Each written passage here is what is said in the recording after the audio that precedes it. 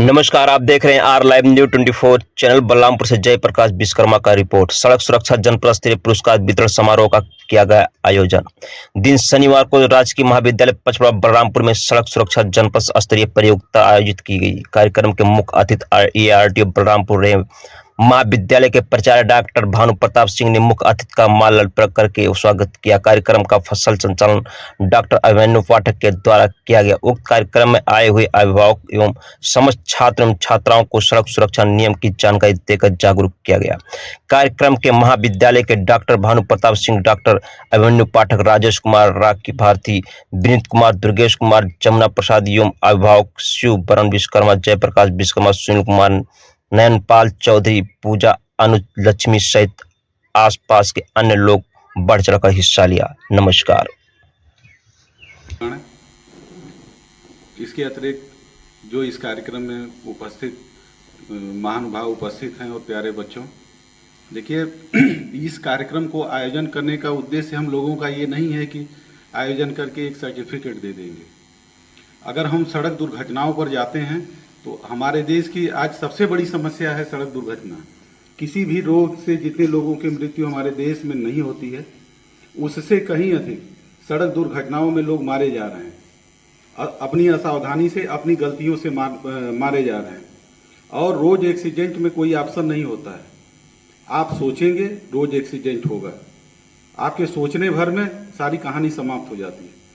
जो हमारे देश की स्थिति है वो हर वर्ष 2021 का डाटा है, 2021 का डाटा है 1,68,000 लोग सड़क दुर्घटना में मृत हुए।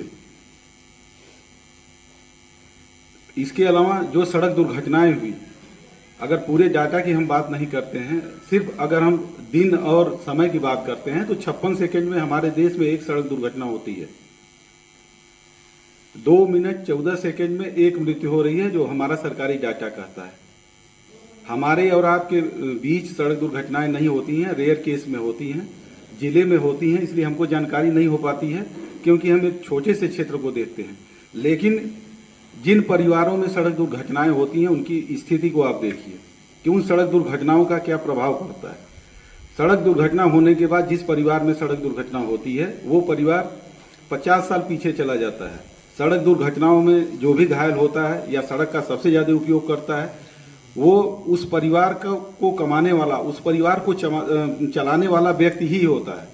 लगभग 60% जो सड़क दुर्घटनाएं होती हैं, उन सड़क दुर्घटनाओं में जो भी घायल होता है या जो भी एक्सपायर करता है वो उस परिवार को चलाने वाला होता है, उस परिवार का गार्जियन होता है। सड़क दुर्घटनाओं के डाटा पर अगर हम जाएंगे तो 35 वर्ष से लेकर के 55 वर्ष के बीच की लोगों की सबसे ज़्यादा सड़क दुर्घटनाओं में मृत्यु होती है। और यही एज होती है कि आप पढ़ करके निकलते हैं और परिवार की जिम्मेदारी, समाज की जिम्मेदारी, देश की जिम्मेदारी आपके कंधों पर होती है। आप समाज को भी देते हैं 35 के बाद, जब स्कूल कॉलेज से पढ़ करके निकलते हैं, अपने परिवार को भी चलाते हैं, समाज को भी देते हैं और आपका योगदान इस देश के लिए भी होता है।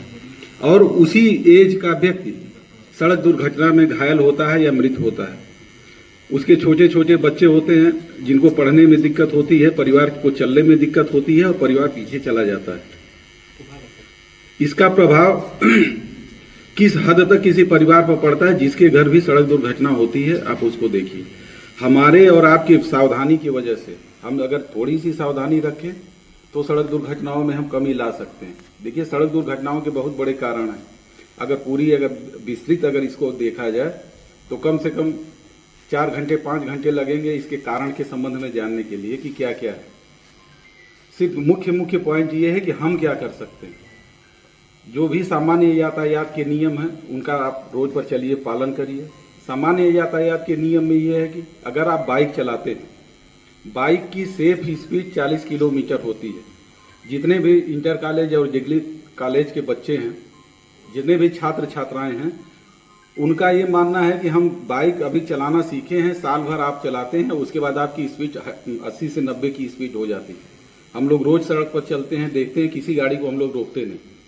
चालान करते समय हम लोग किसी को रोकने का प्रयास नहीं करते हैं। हम लोग चालान ऑनलाइन ही करते हैं, फोटो खींच करके ही करते हैं।